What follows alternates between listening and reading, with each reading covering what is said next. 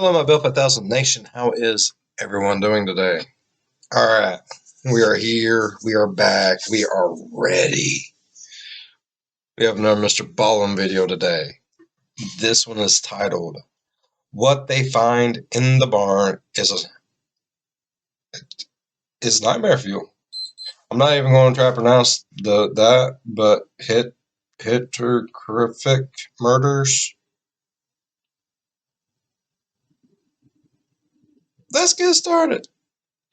Go ahead, turn them lights down low, put on something comfy, cuddle up with someone special. Let's get spooky. No matter whether you believe this tragedy is the result of something paranormal or something normal and rational and explainable, no matter which way you feel, or maybe somewhere in the middle, the details of the story itself, the actual facts of the story, are horrifying. What actually happened to this poor family in the 1920s it's just one of the more terrifying ordeals that I've ever come across, and it's crazy to me that it's a true story. Without giving too much away, the end. Oh shit. Someone or something shows up on this farm and it doesn't leave. Someone or something. Why did he say someone or something? The maids starts hearing strange sounds. They start looking for this person or this thing. They start seeing things moving around in their house, and there's every indication that someone is in the farm. Someone has snuck into the farm and is terrorizing them. And then on March 31st, 1922, whatever it was, finally attacks. This is the story of the Hinterkaifeck murders. Before we get into today's story... Okay, he did a really good job building up a little bit of a suspense there. Like, I'm a little nervous.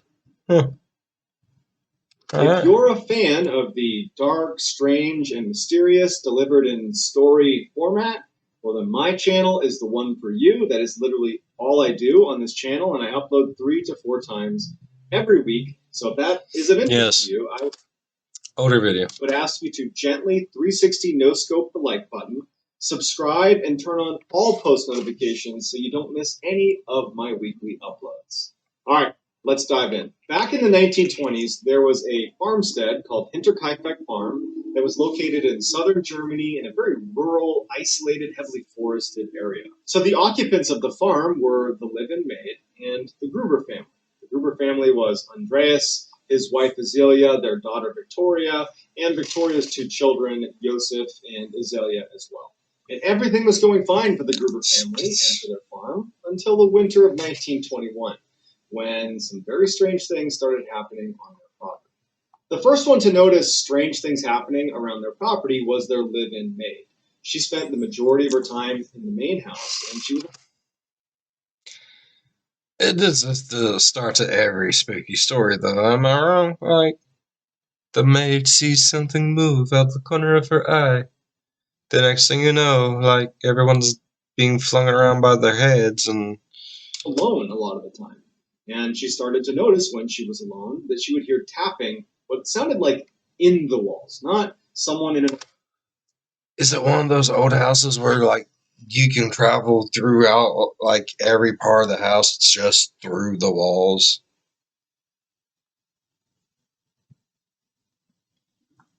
The room tapping, but literally something in the walls. And she would go up and she would listen, and it would still be tapping, but she couldn't make sense of it. And then she started hearing a combination of disembodied voices and footsteps in the attic. And when she started hearing those footsteps and voices coming from the attic, she ran and told Andreas to say, hey, someone's in your attic. Andreas would go up. Even though he was skeptical, he'd go up to the attic and he would look. And not only is no one there, but it was this totally open space up there. There wasn't really anywhere to hide. There was no one up there, and there was no sign of anybody having been up there. There was no food. There was nothing.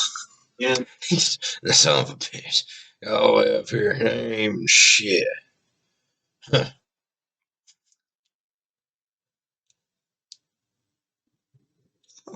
How are you going to see a disembodied voice?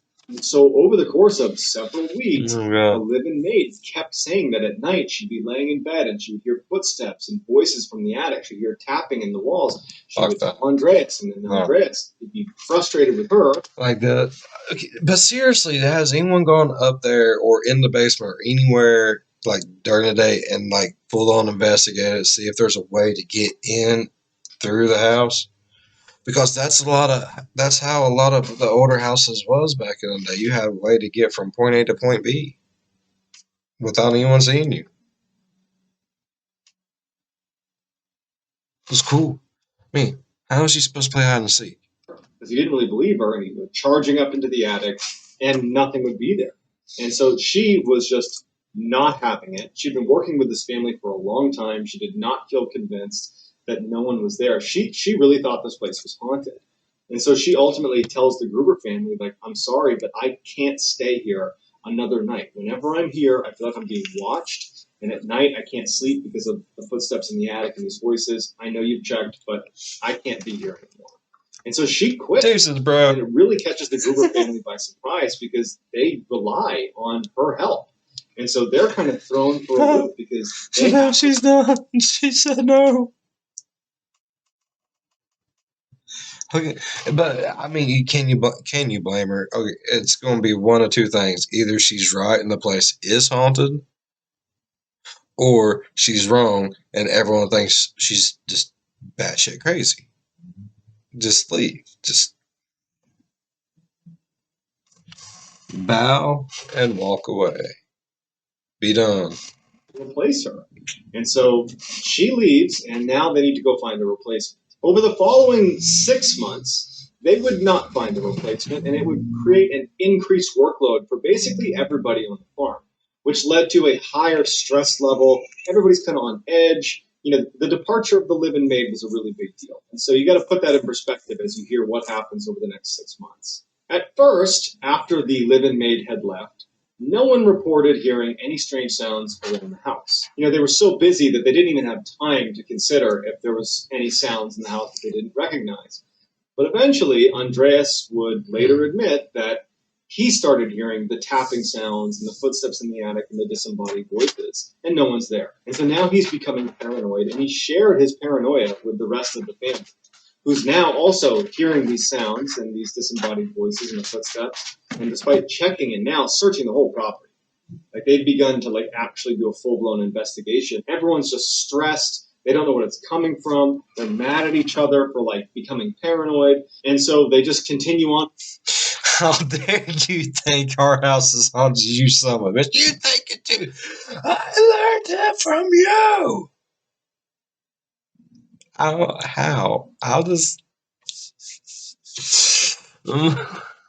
Would work and try to put it out of their mind that they're hearing these strange sounds. But the activity in the house would only intensify.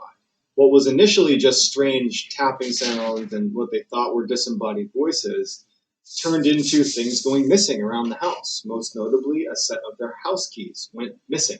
And there's only so many people there. There's really not a good answer as to why they might go missing, and they only have a couple sets. It's a big deal to lose a set of keys, and they went missing and they couldn't find them. Once the keys went missing, the family couldn't stop thinking about the strange sounds in their house and wondering if there really was someone hiding in their house. It was terrible. I mean, and then when young, it's not possible. I mean, just on my channel alone, I know I've done like at least 2 or 3 videos of Mr. Ballens where someone's been in the house. Like either they've snuck in or they was already there or several different stories. So, I mean, it wouldn't be completely unlogical to think that maybe someone is living in the house. Like I said, a lot of the older houses, especially older farmhouses, they had a way to where you could get everywhere, everywhere. I don't know why. They just did. I'm going with the hide and seek thing. Azalea, one of the grandchildren, suddenly went missing one night. The whole family is in full panic.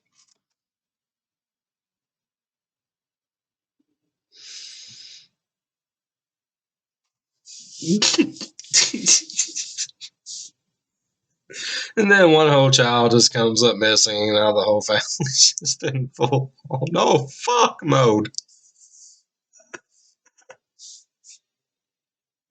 Oh god. Yeah.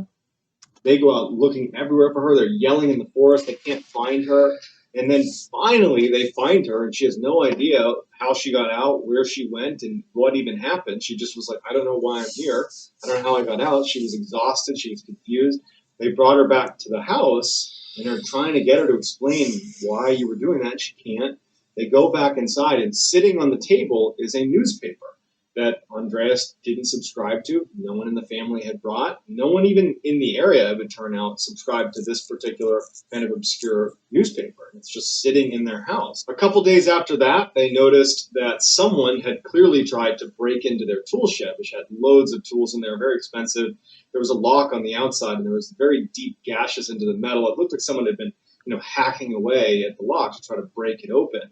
But they're living in a very isolated part of Germany where there isn't much ambient sound, and so it was strange to them that someone had been so violent with this lock, like hacking at this metal lock, Without them presumably with hearing. something metal, and no one had heard it or reacted to it. None of the dog. Yeah, like if you're anyone who lives in an area where it gets just dead silent, they can tell you, you can hear a mouse fart from a mile away, bro. I'm telling you. I'm telling you, bro. It's true. It really is. It's sad. And heard it nothing. So just very confusing stuff is starting to happen around the property. But it would be what Andreas sees in the spring of 1922 that pushes he and his family over the edge from general paranoia to outright panic. So Andreas wakes up in early March of 1922. There was this huge snowstorm the night before. He gets up early and he goes to the back door of his house and he opens it up and he can clearly see that there are footprints that have walked from the forest, which is pretty far away from his property. They have quite a bit of acreage. There's footsteps that are clearly coming out of the forest all the way up to the door that he has now just opened. And he's looking down at these footprints, and there's no return set of tracks. And so he's thinking to himself, well, whoever walked up to my house came into the house. So he shuts the door and locks it and immediately goes and wakes up his family and says, hey, why are there footprints leading up to the back door? Yeah. Because there's no footprints going away. Someone. No, see, I understand where he's coming from. Hey, do you know why there's footprint? Yeah, man, that was me. I get that. My thing had been, oh, there's someone in there.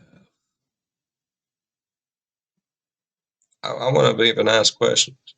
After everyone was freaking out, wondering who was in the house, I'd be like, see, there's tracks right there. And then something, I'm like, something.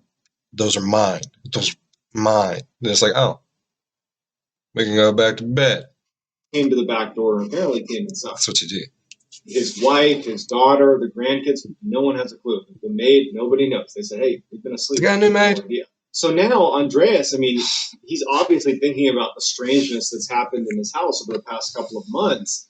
And so he's worried. So he opens the door back up and he looks and he's studying these footprints and he's like, I just don't get it. You have to turn around and walk back. Otherwise, you're here. You're at the house. He shuts the door and he walks around his house. He looks at all of the different exits to his house. So he looks to see if there's exiting footprints, which is scaring him thinking about it, which means someone would have come into the house and jumped out a window or gone out another door, but he's just checking. And as soon as he makes sure there's no other footprints, he does a scan of his entire house. Because now he's convinced that someone's in his house. He goes to the attic. He goes all around. He's yelling. He's looking everywhere. There's nothing. There's no one in the house. The family's concerned, but there's no one in the house. So he keeps everything locked, and he goes outside, and he starts tracking these footprints back to where they came from. And he walks all the way to the forest, and they just kind of stop abruptly. Like they just started kind of magically at the edge of the tree line and walked right up to his house, but there's no clear origination besides it's just in the forest somewhere. And there's also no clear sense of what happened once they arrived at the door. So after doing one more loop around his property, he goes in the barn, he goes in the shed, he goes back in his house, he's checking the attic, he's looking everywhere, and he can't find any indication that some stranger is here. Okay, I'm sorry. I'd be scared shitless at this point. Feet just appear out of nowhere, then disappear into my house somewhere. Like, Mm-mm. No. No, I don't trust that. Didn't even take off his shoes at the door, nothing. How are you supposed to trust something like that? Finally decides that he's going to tell someone about what's been happening at his property. And so they did have a neighbor, Lorenz Schlittenbauer, who was his closest neighbor, who was not really that close, but a couple hundred yards away. And he goes over and he tells Lorenz everything. I've been hearing sounds. My maid quit because she was hearing sounds. We looked in the attic. We couldn't find anything. Then we started hearing sound. Keys go missing. There's this newspaper in my house. My granddaughter's running out in the middle of the night. She's disappearing. She doesn't know what's going on. These footprints. I can't make sense of it. Absurd, that gets me every time. Also, not knowing what to make of it, suggests like, hey, I have extra weapons. You want to take an extra rifle and arm yourself, protect yourself? And Andreas just says, you know what? No, I'm good. I'm going to pass on the rifle. I'm probably overreacting anyways, and I'm sure we're just fine. But I would take one. I'm sorry. And he probably should have taken up Lorenz on the offer.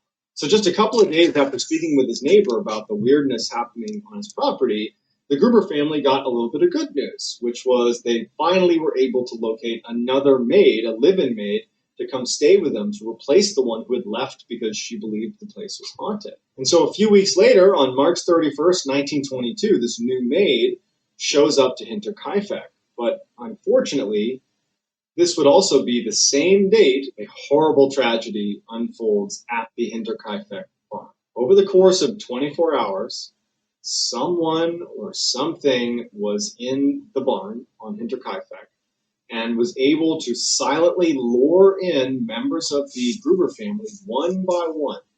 Without telling anybody else what they were doing, they would walk over almost like in a trance into the barn where they would be struck in the head by something called a mattock, which is kind of like an axe. Blow to the head, and they're down. As soon as they're down, whoever was in there, whatever was in there, would take their bodies and move them to the corner and lay them down, kind of square them up against the corner of the barn, and then cover them with hay. And as soon as they were deceased, he would go, whatever it was, would go back and lure in the next person. So over a whole day, each of these members of the family are being lured into this barn for investigators. Nobody knows what it was that was luring them in. They weren't scared when they went in. Their guard was down, and they would go in and then get hit in the head with this mattock until there was 4 people stacked up in the corner. And at that point, the remaining 2 people on the farm were still in the house sleeping, and whoever was doing this went into the house and used the mattock to end their lives as well. 4 days later, on April 4th, a repairman who was scheduled to come to the Hinterkaifeck farm shows up to repair the feeding machine. He goes to the door, he knocks on the door, and it's locked. And you can see lights on inside. You can hear the dog barking inside, but no one comes to greet him. Now, the feeder was outside of the main house. It was actually on basically a public area of the farm, so he didn't need them to physically get to the feeder, and he knew how to fix it. So after trying the front door, going to the back door, looking in the windows and seeing lights, hearing the dog, but everything's locked.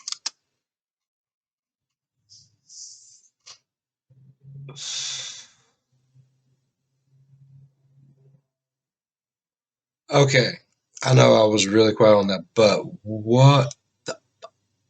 how is something just going to lure you into your own barn, hit you in the head with a mattock, drag you over to the corner, later on lure in another one right after that? Mattock, corner, mattock, corner. I'm tired. I'm not waiting on those 2 to wake up. I'm just going to go in there and mattock. Okay, and here's my other thing. Was the new maid there when this happened? Like, was one of the, how do they know that they just walked in there just like it's what the hell ever? Who's seen all this? Who knows all this? How?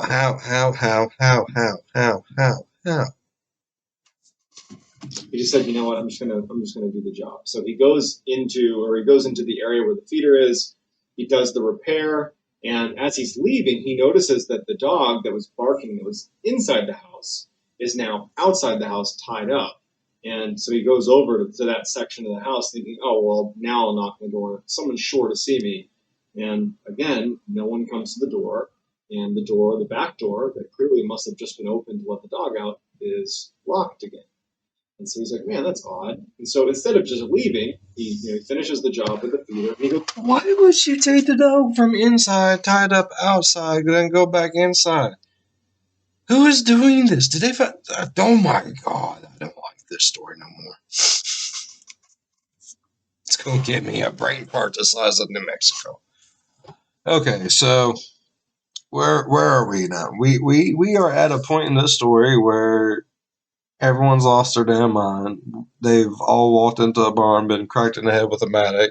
I don't know who knows that they just walked in there like in a trance-like state and got. I mean, who witnessed this to be able to tell other people?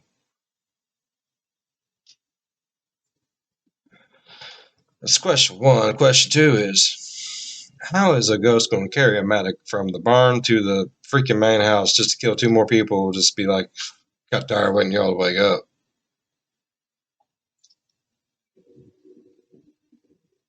goes over to Lorenz Schlittenbauer's house, the neighbor, and he says, hey, just so you know, I was just over at the Gruber family's farm. I fixed their feeder like they wanted me to, but no one was there, but maybe somebody was there because the dog was inside and was outside. Don't know what's going on, but can you just let them know that I was here because I couldn't get in touch with them. But it prompts Schlittenbauer to go check on the Grubers because, they haven't seen him in a couple days anyways, and so they figure they'll swing by and just make sure everything's okay. So they go over to Hinterkaifeck, and, the lights are on in the house, the dog sure enough is outside, the doors are locked, and they see that the barn is actually open. So they go over the barn, and in the barn, at first they don't see anything, but in the back corner underneath some hay are 4 of the bodies of the Gruber family. They go inside and they find the remaining 2 bodies, and no one else is there. Although there was signs of someone recently eating in the kitchen. The fire was lit, it was like the house was being lived in at that very moment. Although to Schlittenbauer and anybody that was there, they have no way of knowing that it's been days since the Gruber family had passed away. And so they end up leaving and getting in touch with authorities. So the police show up and they're able to determine with relative certainty that the tragedy took place on March 31st. But for 4 days afterwards, someone lived in the Gruber house, slept in their beds, ate their food, lit fires, lounged around inside. They played with the dog. They milked the cows. I mean, they lived in this house. They ran the farm for 4 days. And Oh my God, this story is just what the fuck? Sorry, but what the? How is there? Okay, like I've asked 100 times already, how are you going to lure 4 people into a barn to hit them in the head with a mattock to kill them? Go inside, kill 2 more people, and now live in their house for 4 days, play with their dog, milk their cow, eat their food, light their fires, live there like you. There had to be like a secret place in this house where someone had been living there for like a minute to have the balls to do all that. Has to be, right? Right? neighbors would even say that, yeah, we saw smoke coming out of the chimney on, April 3rd and April 2nd. And so it was confirmed that someone had been staying in this house, which was so creepy. And so the police are a little bit baffled, and they're like, okay, well, then it was probably a drifter. Target of opportunity, they probably saw this isolated farm, and they probably were going to rob them, stay there a little bit, and then leave. But when they searched the farmhouse, there were large sums of cash that were just out practically in the open, like barely hidden, that had not been taken. And anybody that was robbing the place would have taken the cash. And so probably wasn't a robbery, which leaves maybe a crime of passion, but they were like, what's the motive? And unfortunately, Andrea was not particularly well liked in the town that was nearby. And so there was lots of people that didn't like Andreas, which made it really hard to whittle it down. So they started just interviewing like crazy. They're talking to hundreds of people that were in connection with, that could be connected to this, but they're getting nowhere. Okay, people, we don't need to make a list of people who could have done it. We need to make the list of people who couldn't have done it. It'll be shorter. That's so fucked up. Oh, God. They did feel like Lorenz Schlittenbauer was probably the best suspect because he's right there. He's right next door. He's their neighbor. And in fact, he had wanted to marry Victoria, the daughter. and Andreas had told him outright no, and they thought that that could be a reason. But like the big issue with Lorenz Schlittenbauer being the primary suspect is, he had a farm to keep and a family to take care of, and so how could he have committed this crime and then ran the Hinterkaifeck farm for 4 days and lived there and slept there without his family knowing? And his family's like, no, he's been here with us. And so the police I mean, aren't able to solve it. They don't really have any decent suspects. And so they kind of leave it with, well, whoever did this probably had been there for about 6 months, potentially, before they committed the crime, and then stayed there for a few days afterwards, and then vanished. And to this day, they have not been caught. And they even reopened this case in 2007. But they found that, despite the number of suspects and despite the evidence available, it just wasn't enough to provide any sort of clarity on what actually happened. So it remains a huge mystery. So, like any other high profile unsolved mystery, there are literally hundreds of potential explanations for what could have happened. But what I'm most interested in is what you all think could have happened. I will do my best to look through your comments, and I'll respond to the ones that are the most. My main question is, okay, he said that they was lured into the barn one at a time, like they was in a trance. Who said this? How are we supposed to know that they just did that? Maybe they just woke up at different random times and went looking for the other one and got whacked in the head. Maybe they didn't walk into a barn in a trance. Maybe they got drugged in the house and the person just picked him up and carried him out there, laid him down, cracked him in the head, picked him up, threw him over there. If no one witnessed it happen, then what he's saying could be not 100% what actually happened. So, I mean, how do we know for a fact that all this took place the way it's said, Because I'm sure a well-seasoned farmer, like I'd imagine he is, it won't take much to run over, do what you have to do to keep everything going just fast enough as you can for just a couple of days, right? It shouldn't be that difficult for him at all. And if his family's in on it, I mean, I'm not saying like back in the day families were shitty or nothing, but back in the day families would be like, hey, look, yeah, I ain't dealing with them motherfuckers over there. I'm gonna go there, kill them all. We'll say we don't know what's going on. You all have to go and agree with me like 100%. I'm always here. Okay. That's what happened to the farm. And eventually it'll be put for sale and we could probably buy it. I mean, no one knows. There's so many things. Oh my God. And I'm going to go down this long rabbit hole of what ifs. Thank you, Mr. Ballin. I like the ones that have what ifs. I don't like the fact that, their families and, that what happened to them, the person who did it will never be brought to justice or anything. That's god awful. I mean, everybody deserves retribution. Yeah. All right. If y'all enjoyed today's video, please leave a thumbs up. They really help. And if you're a fan of the spooky, scary, strange, or deranged, think about subscribing. As always, be good to one another. I'll see you in the next one. Bye-bye. That's why I make sure there's no one living in my walls at all times. Not doing with that shit. No.